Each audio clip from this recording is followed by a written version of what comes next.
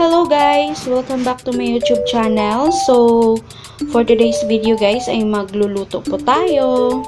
So, ngayon magluluto tayo ng ginataang bamboo shoot or labong. Ayan. Yan po yung ayuda na galing sa probinsya. So, ito po, sa nakikita ninyo guys, yan po yung ating mga ingredients na gagamitin sa pagluluto ng ginataang labong. So, meron tayo syempre yung labong natin. Ayan, yung ating saluyot. Hugas na po yan, lahat yan hugas. Ayan, yung ating okra, lalagyan po siya natin ng okra. Then, yung karne ng baboy. Ayan. Tsaka itong ating gata. So, hindi ko pa siya napiga. Isang piraso lang po yan ng nyog. So, ayan.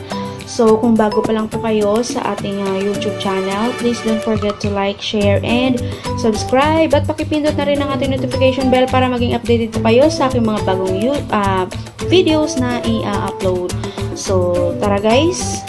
Gagayatin muna natin ito.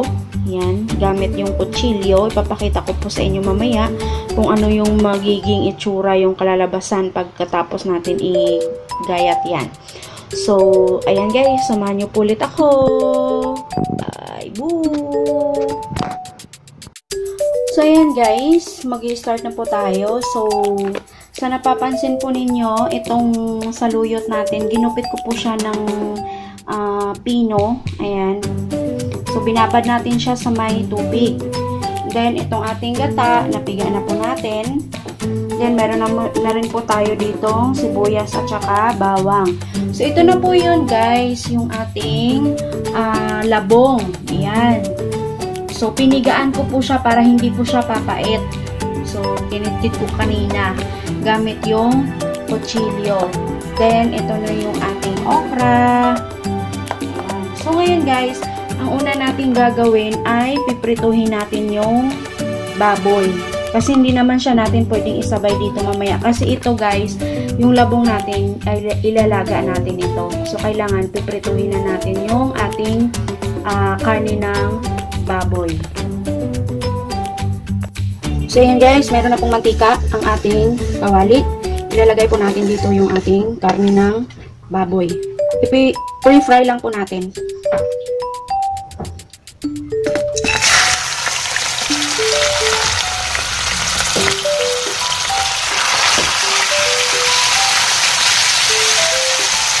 Ayan.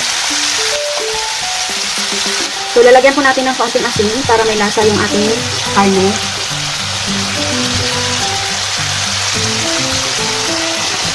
Yun po, haluin lang po natin.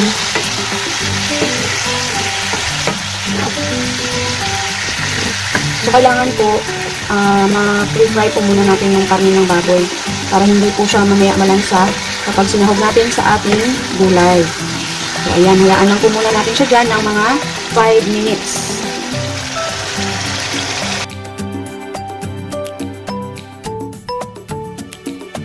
Guys, ito na po. So, tapos na po natin iprito yung ating karne ng baboy. Ngayon, lalaga na po natin itong ating labong. So, dito na po ako magluluto kasi malalim naman po itong ating patuwak pan. Ayan.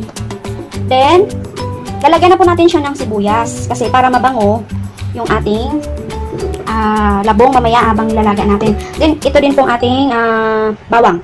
Yan, sasama na rin po natin yan dyan. So, ngayon, lalagyan po natin siya ng tubig. Lagyan natin ng tubig. Yan, siguro mga 2 ganitong Tupperware. Yan.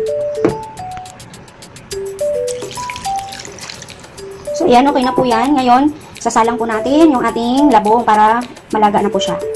So, ayan guys, nakasalang na po yung ating labong. So, hayaan lang po natin siyang malaga dyan. Ayan, nakasalang na po siya. Ayan.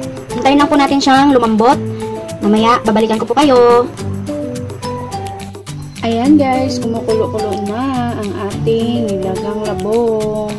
Nilalaga natin. Papalambutin lang po natin siya. Siguro mga 3 minutes pa guys. Diba?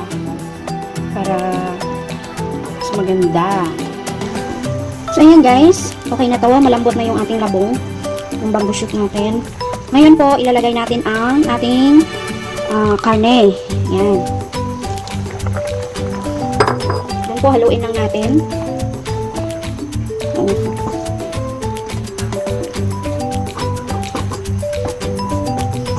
Mamaya po natin siya titimplahin. Ayan. Another pakulo para lumambot yung ano, kasi pre-fry lang po yung ginawa natin kanina sa karne ng baboy. So, mga 3 minutes again.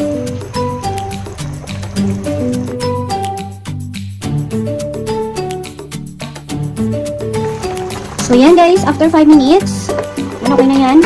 Medyo na, na po natin yung karne ng baboy. Ngayon po, isusunod natin yung ating okra. Ilalagay na po natin. Then, halo-halo lang. Haluin natin ulit. At hintayin ulit natin na lumambot. Yan. Sarap kasi siya pag may okra.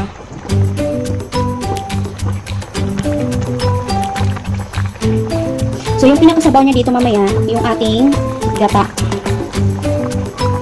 Yan. Kaya natin ulit na lumambot yung okra. Siguro mga 3 minutes. Another 3 minutes. Yan guys. So, titimplahin na po natin siya. Malambot na po yan ng okra. Titimplahin po natin. Nalagyan po natin ng magic. Then, lagyan na rin po natin ng asin.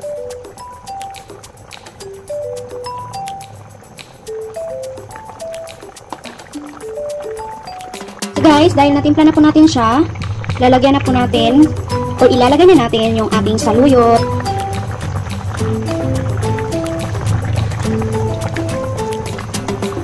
Then, haluin lang po natin.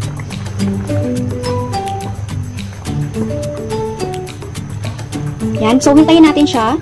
Hayaan muna natin siya ng mga 1 minute lang.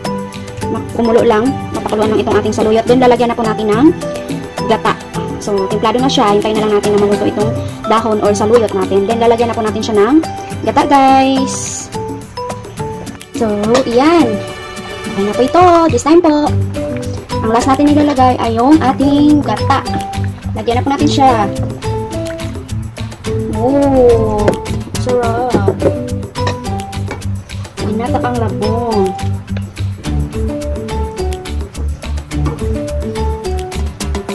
Ayan.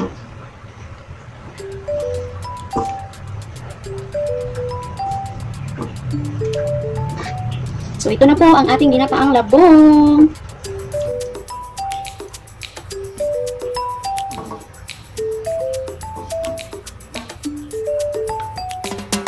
So, yan guys.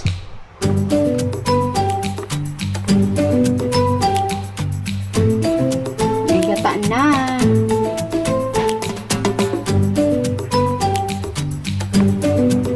So, yan lamang po, mga kapatid.